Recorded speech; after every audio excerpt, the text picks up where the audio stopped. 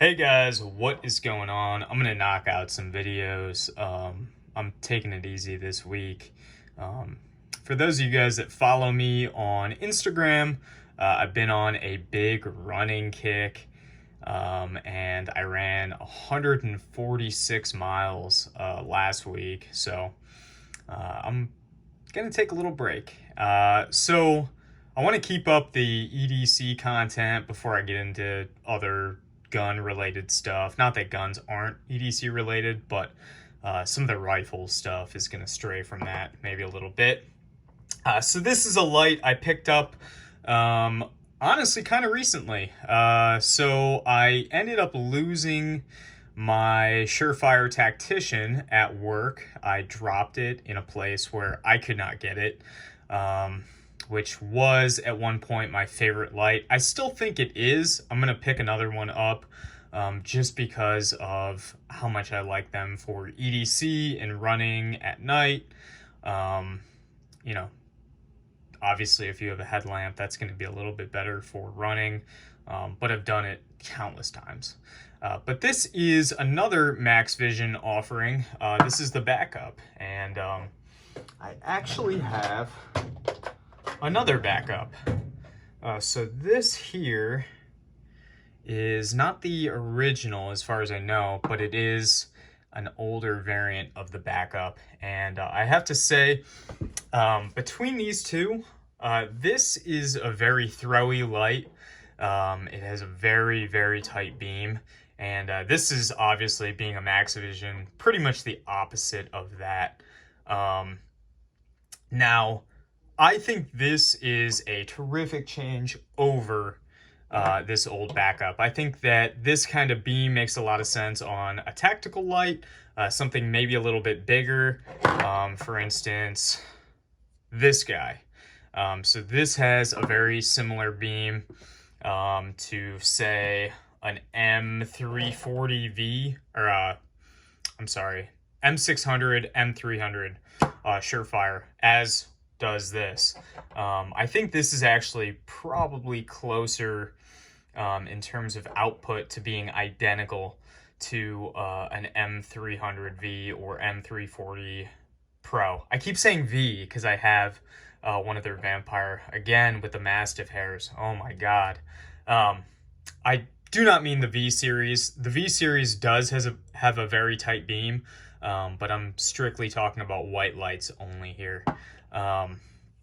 Now, out of these three, this is by far my favorite EDC. This being second, not because of any size reason, but the interface is just a little bit nicer. This tail cap is, probably good for a lot of things. I keep this in a bag, and it's never been depressed. Same goes for this. It doesn't actually have a click on, so you have to hold it or turn. Now, this is a little bit more traditional. The actual programming of it is such that the higher setting, I believe 400 lumens, comes on first. I kind of don't like that, so I'll demonstrate that here. That's 400. That's 5. So you have to tap through it. I typically only use the 5, and that's something that I really liked about the Tactician.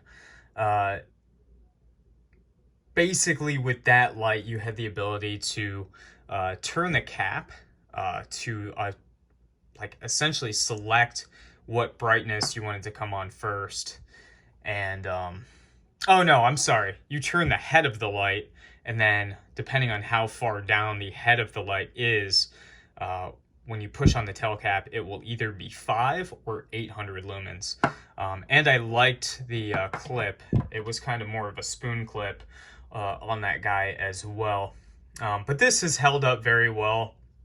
You can see it's been carried. Yeah, it's a great fucking light. And I think a lot of guys might get too carried away with the lights. I, for one, tend to do that myself. I have a lot of Surefires. I think at the moment I have 10. And a lot of them are weapon lights. I think I have 3 M600, M300s. I have 2 of the X300 from Surefire. I have a lot of them, but I've noticed in recent years, and maybe it's just because the light industry has been somewhat stagnant, or at least the American light industry has, that, you know, mod lights coming into the scene, cloud, and things are getting, I wouldn't say busy, but almost like they're focusing on the wrong thing. I don't know. There's been a big departure and focus on fit and finish of a light and having max candela. But every light does not need a ton of candela. You know, this is my favorite light. It's a very low candela. Same can be said about this guy. This is another Surefire.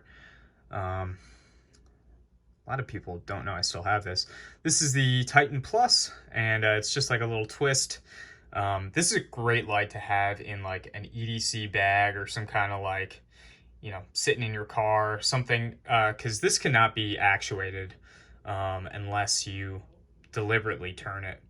And yeah, so I don't know. I mean, there's a lot of focus on candela, and I just don't see the need in every single light for it to have crazy candela. But it could just be a way that they can sell more lights, because people know that term, and it's something that you can, you know, put in a spec sheet, whereas something, I mean, obviously lumens, same thing applies, but a lot of the interface things are kind of harder to explain on a spec sheet. And I know that's the case with computers. You know, people want, you know, 64 gigabytes of RAM or whatever.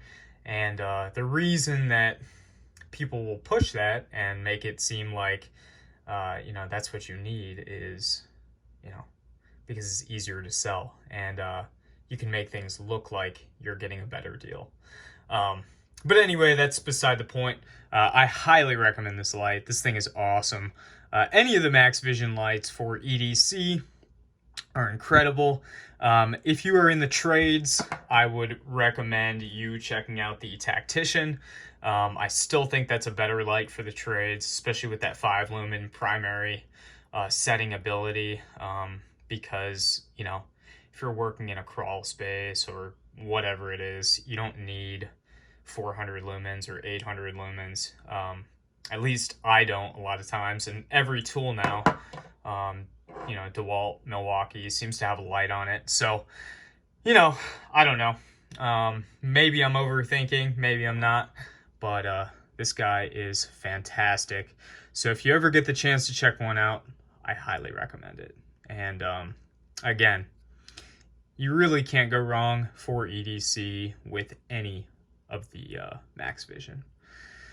But yeah, that's all I got today. I'm going to do a multi-tool video and get that uploaded and out to you guys. And yeah, hopefully I can knock out a couple more videos before I'm back on the trails running and I no longer have time.